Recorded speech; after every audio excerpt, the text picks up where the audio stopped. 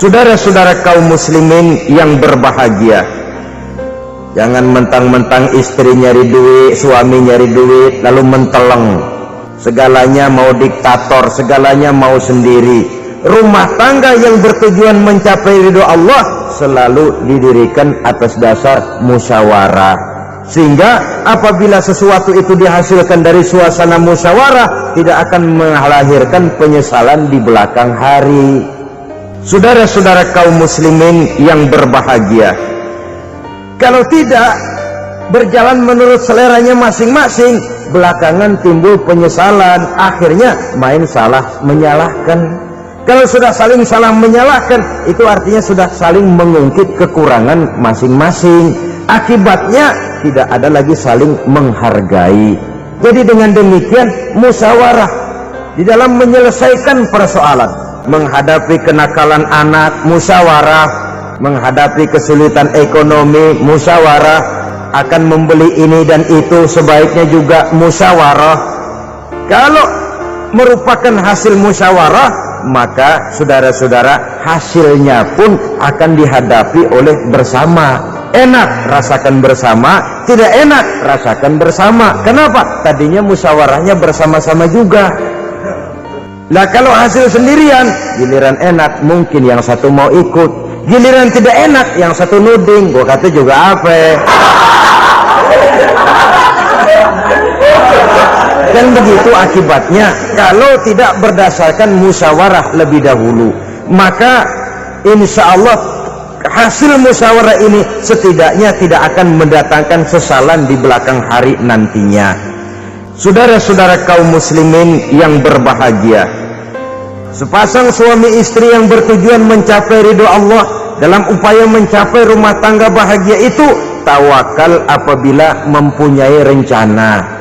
Tawakal berserah diri kepada Allah, bukan berserah diri dalam artian mutlak yang mengarah kepada fatalism atau predestination.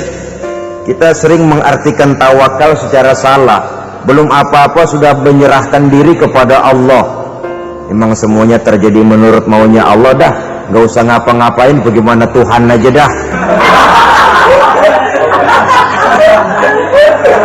Lapar juga nggak usah makan, kalau takdirnya kenyang pan kenyang. Ya udah lapar terus kita.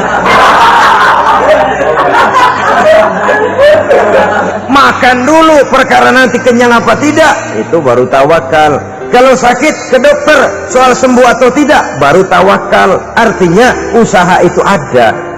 Setelah suami berusaha, istri berusaha, selebihnya tawakal. Apa perlunya tawakal? Apabila berhasil tidak lupa daratan, apabila berhasil tidak lupa diri, apabila gagal tidak putus asa. Saudara-saudara kaum muslimin yang berbahagia, sehingga dengan demikian dari tawakal ini lahirlah pondasi yang kokoh membina rumah tangga yang bahagia dalam upaya mencapai keridhaan daripada Allah Subhanahu wa taala. Apapun yang kita laksanakan di rumah tangga, tujuan intinya tetap untuk mencapai keridhaan Allah. Beli peralatan rumah tangga untuk mencapai ridho Allah, mendidik anak untuk mencapai ridho Allah, membantu keluarga untuk mencapai ridho Allah, beli kendaraan untuk mencapai ridho Allah, lalu dipakai ngaji, dipakai ke masjid dan sebagainya. Tawakal apabila mempunyai rencana. Saudara-saudara kaum muslimin yang berbahagia, kemudian cirinya yang kelima, suami istri yang bertujuan mencapai ridho Allah selalu mempererat silaturahmi. Sebab seperti sudah saya sampaikan pada pertemuan terdahulu, dalam berumah tangga itu ada orang tua, ada mertua. Itu cuma perbedaan istilah, tapi hakikatnya adalah sama.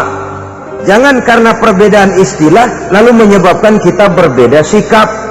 Kalau sudah berbeda sikap, tentu akan melahirkan perasaan yang tidak simpatik. Sebaiknya suami istri kalau sudah berumah tangga, jadikanlah orang tua tempat cerita yang enak saja. Yang pahit rasakan berdua, yang tidak enak telan berdua. Kesusahan dan kesulitan atasi berdua. Giliran enak ngomong sama orang tua, giliran senang cerita sama mertua. Saudara-saudara kaum muslimin yang berbahagia, Sekarang kan kita balik, kalau lagi seneng duitnya banyak, anteng di rumah, kalem aja.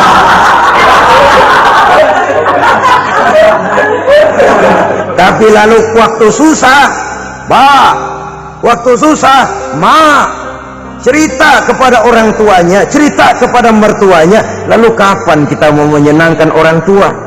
Sudahlah, mereka susah mendidik kita di waktu kecil, membesarkan kita, melakukan segala macam pengorbanan, demi setelah kita berumah tangga, kesulitan rumah tangga kita tumpahkan juga kepada mereka. Pererat silaturahmi dan usahakan agar seluruh keluarga hanya menjadi tempat kita cerita yang enak-enak saja.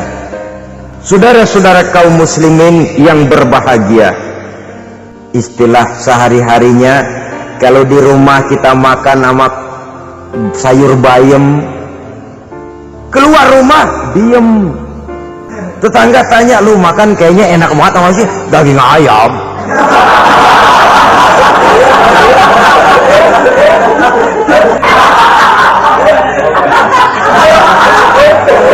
Lalu tetangga kan akan berbisik, ya makannya tuh orang enak bener ya, rumah tangganya tiap hari makan sama daging ayam. Biarlah paling kurang itu jadi doa, daripada kita makan sama kangkung lalu ribut ngomel di mana-mana. Gua kesel banget sama bini gua, di warung ceritanya lagi.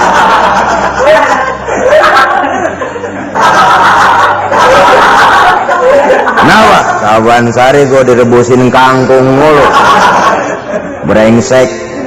Di warung cerita ada RT ada RW, gara-gara makan sama kangkung se-RT tahu. Akhirnya mungkin kalau kita berangkat orang hitung dari jauh, lihat kangkung liwat gitu.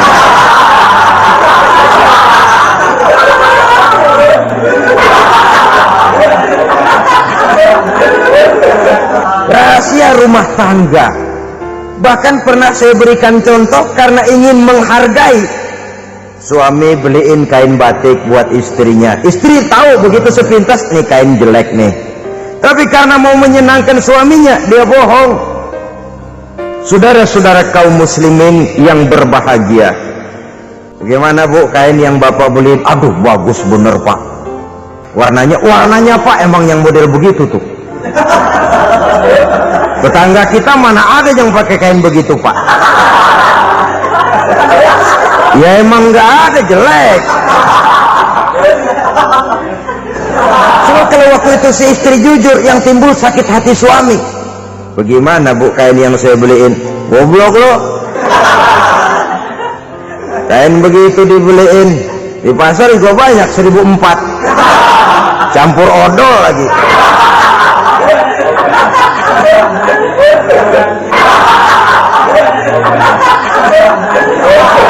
Sudahlah, suami punya niat baik sampai rumah digoblok-goblokin, tidak ada lagi rasa saling menghargainya. Saudara-saudara kaum muslimin yang berbahagia, begitu pentingnya mempererat silaturahmi ini sampai Nabi berpesan, isnani la yanzurullahu ilaihi ma yaumal qiyamah qati'ur rahim wa jarus su'.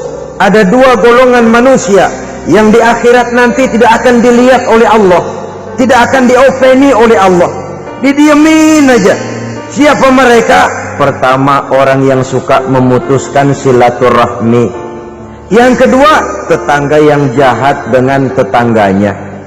Dua golongan manusia ini, pemutus silaturahmi, kemudian juga tetangga yang jahat dengan tetangganya, ini tidak akan dipandang oleh Allah di hari akhirat nanti. Saudara-saudara kaum muslimin yang berbahagia, pererat silaturahmi. Makhluk yang bermasyarakat, yang tidak bisa hidup sendirian, setiap kita memerlukan orang lain. Kita disebut alim karena ada yang awam, kita disebut kaya karena ada yang miskin, kita disebut berkuasa karena ada rakyat jelata. Tanpa rakyat tidak ada penguasa, tanpa yang miskin tidak ada orang kaya. Kalau tidak ada yang jelek, siapa yang bilang cakep? Saudara hadirin, atas dasar ini mestinya kita selalu bersyukur dalam segala posisi. Saudara-saudara kaum muslimin yang berbahagia, tidak lalu salah terima kepada karunia yang diberikan Allah kepada kita. Saudara hadirin yang saya hormati, pererat silaturahmi, jadikan orang-orang tua kita tempat kita cerita yang enak-enak saja. Yang tidak enak, telan sendiri, usahakan sendiri, carikan jalan keluarnya sendiri. Setidaknya ya diam sajalah. Kalau belum bisa membalas budi baik orang tua, setidaknya jangan menyakiti hati orang tua kita. Sudah lelah dan payah dia mengasuh kita, membesarkan kita, merawat kita, demi setelah kita berumah tangga, seluruh kesulitan kita bawa lagi kepadanya. Saudara-saudara kaum muslimin yang berbahagia, karena itu buat para istri juga ini perhatian. Kalau dimarahi suami, jangan cepat pulang ke rumah orang tuanya. Nggak boleh diomelin dikit, main buntal aja. Gua pulang dah. Pulang sampai sana cerita habis-habisan, dikucek kejelekan suaminya. Nanti 2-3 hari balik aja lagi, kan nggak lucu jadinya. Saudara hadirin, begitu juga suami mencaci maki habis istrinya, 2-3 hari baik aja lagi. Konyol, istrinya sudah dicaci maki habis-habisan, dijeleki leluhur-leluhurnya, 2-3 hari baik lagi, mesraan lagi. Kata bininya dalam hati, gua lu jelekin juga, lu pakai juga, payah.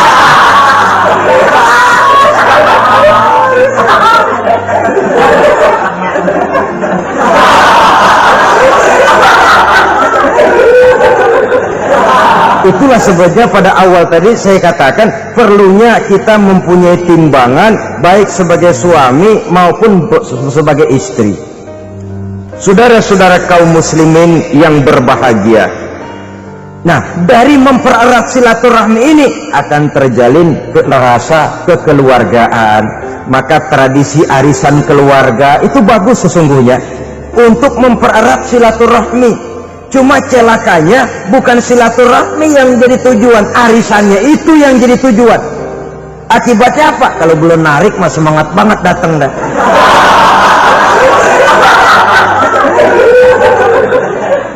Begitu udah narik aja udahan.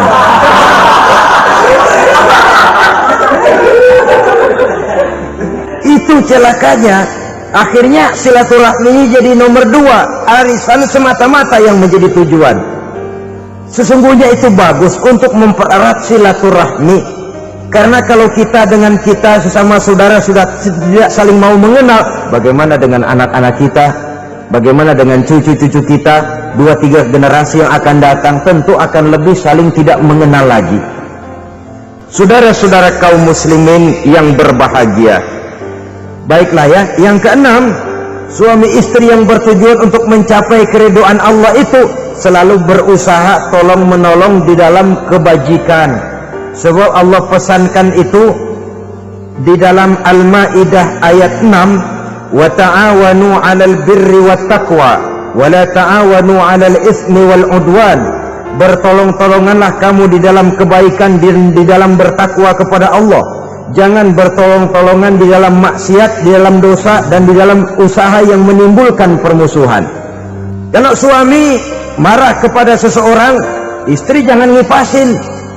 Oh bang, yang begitu mah dibayain tuman.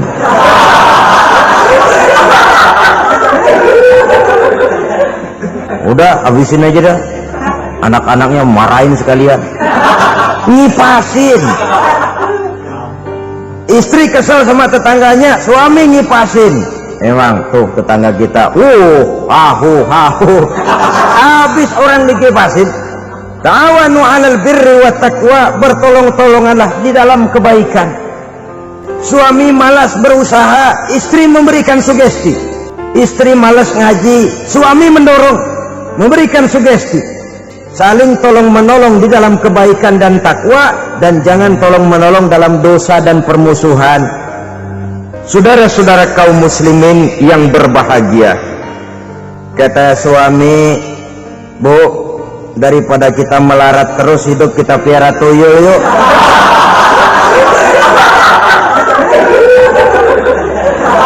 Kata istrinya, nah ini sudah menyimpang bang. Bersabarlah, bagaimanapun insya Allah kita tidak akan mati kelaparan. piara tuyul itu nanti jadi pindah akidah, merusak iman, berteman dengan setan. Apalah artinya kekayaan dan kesenangan sebentar kalau harus mengorbankan kekayaan dan kesenangan yang abadi? Ini sudah alal ismi wal udwan, sesuatu yang mengandung dosa. Kemudian yang keenam, berbaik sangka.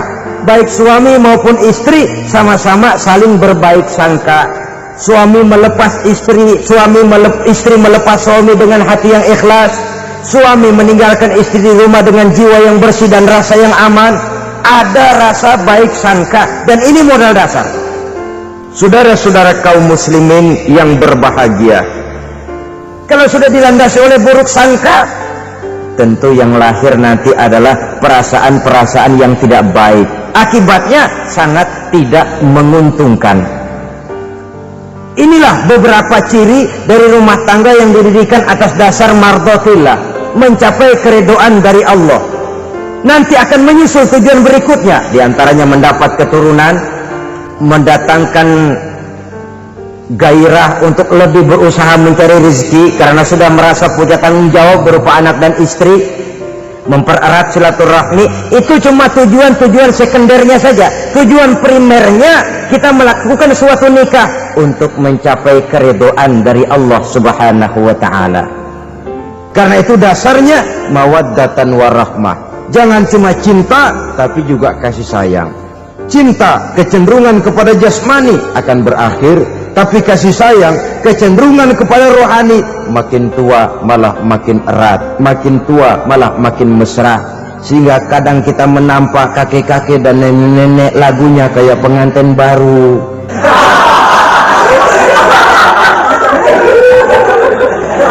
Apa cinta-cintaan? Tidak. Bagaimana kakek-kakek sama nenek-nenek harus bilang I love you?